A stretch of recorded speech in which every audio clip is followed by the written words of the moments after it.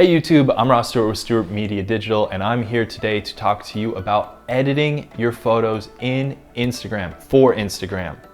Now, Instagram has filters, and some of them are kind of cool, but honestly, a lot of them are really cheesy. It also has an editing tab.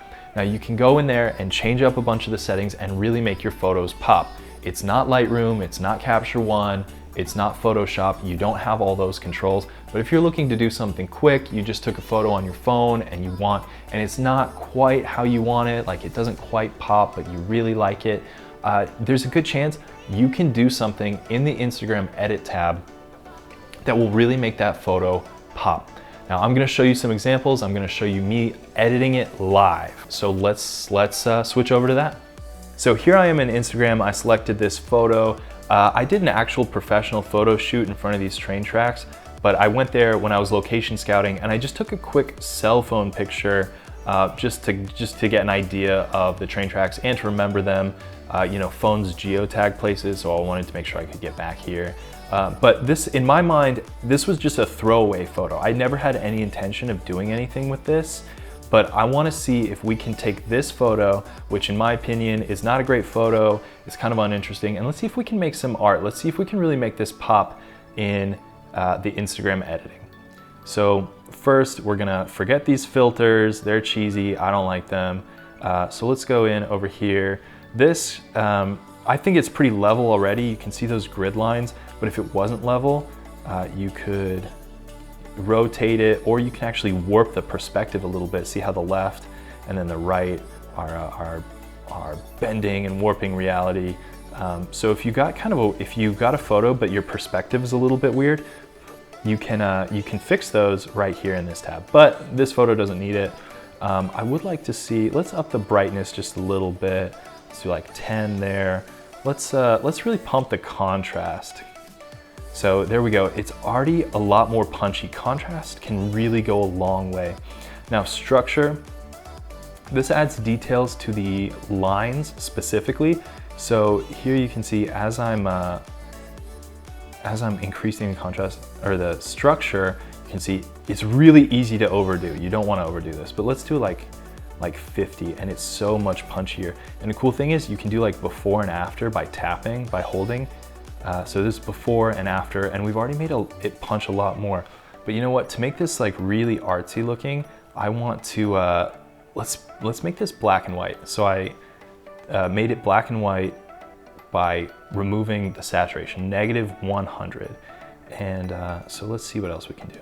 I really want the darks to be like dark. So shadow, this is like contrast, but it only affects the dark parts. So here I can like really kind of flatten it out by pulling up the shadows, or I can take it down and darken the shadows even more. But you see that doesn't really affect the sky, it only affects the dark parts.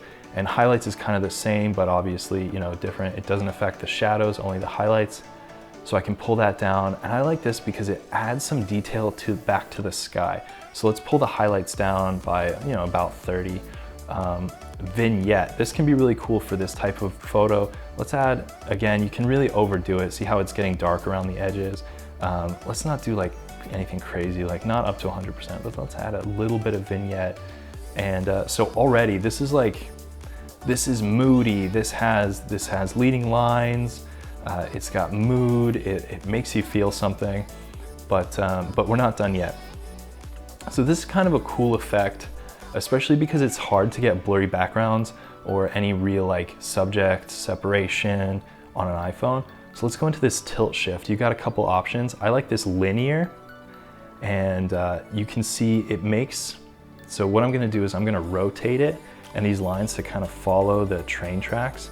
Then I'm gonna pinch it to close it in. And I don't know how well you can see it, but I'll add the final photo.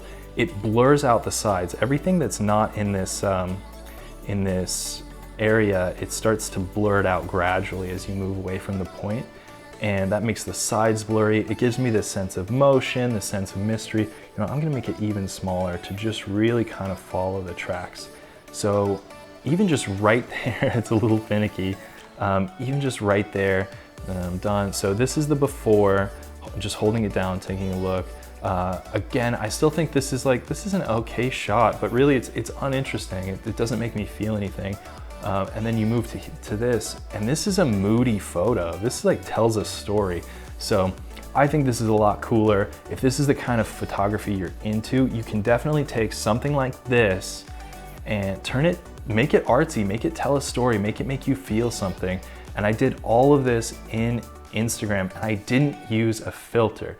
So you can absolutely do this yourself. And before we're done here, let's take a look at a couple other types of photos. So I'm gonna back out of here. I'm gonna save it. And then let's see. Let's take this picture of my dog. A lot of people like taking pictures of their animals. This is my 3-legged rescued greyhound, Annie. Love her so much. This was after about a month of having her. She was just starting to warm up to us. But I am absolutely obsessed with her. So already you can see these grid lines. This helps you follow the rule of thirds. Eyes are one of the most important parts of that you want to capture. So I'm putting that top third line and the intersections of the thirds on her eyes. So already, just in cropping, that's already a pretty cool photo, and it's filling the frame. So let's go to next. Honestly, this isn't too bad as it is, but yeah, these filters, no filters, forget filters.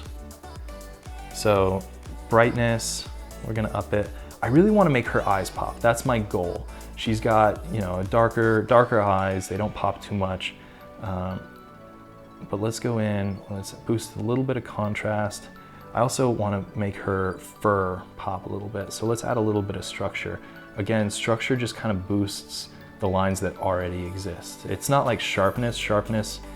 Sharpening, which is also on here, has a little bit different of effect, and we'll hit that up in a second. So should we make it warmer, cooler looking? I think it's really good there in the middle. Maybe a little bit warmer, because this was like a summer day. So then saturation, I feel like the saturation, I don't like it in black and white, so let's boost it just like a little bit, like 10%. That makes the grass a little bit greener, the fence, I like 15. Okay, there we go. So color, this is really interesting. Color is a cool way to get a cinematic look. A lot of films push the shadows towards either cyan, blue, or purple. This is all way too much, and you can see it doesn't really affect the highlights, just the shadows. So I like the purple, but this is too much. So let's turn that down to like 15. And I like what that does to the colors. You can already see we're doing some interesting stuff here. Fade, this just makes it hazy. And I don't know, maybe that's your style. Maybe you would know how to use that. I don't really ever use that. So again, we've already talked about highlights and shadows, but again, I want to make her eyes pop, and her eyes are a little dark. So let's boost the shadow a little bit, and that's like way overdoing it. But you can already see there. So so you can see right there how much more that makes her eyes pop, the before and after. So let's test. I really like how if you hold, you can see the before and then the after. So already that pops just so much more. Vignette, it's outside. I don't really know that we want a ton of vignette. This is like way too much. This is very cheesy, very like 90s in my opinion. But you know what? A little bit, barely noticeable, but it does something. It draws your attention towards the middle. So now this tilt shift, again, this can be cheesy and people can definitely overdo it sometimes, but let's kind of simulate that shallow depth of field look. So right there, you can see how I'm creating this circle around her face, what I want to focus on, like her eyes and the details of her face, and that's really sharp. And now the edges become blurry. So you get that subject separation. She really pops. So let's take a look at the before and after. And I think, it's a pretty cute photo to begin with, but I think we really improved it in just a couple quick steps in Instagram.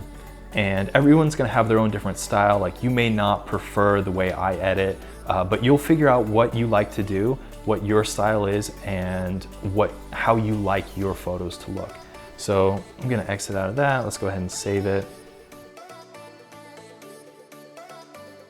Thanks so much for watching. I hope that was useful to you guys. I'm really excited. If you've got something you're really proud of, send it to me. I want to see the before and after. Show me what you've got. I would love to see that. I would love it so much. Please be sure to like and subscribe.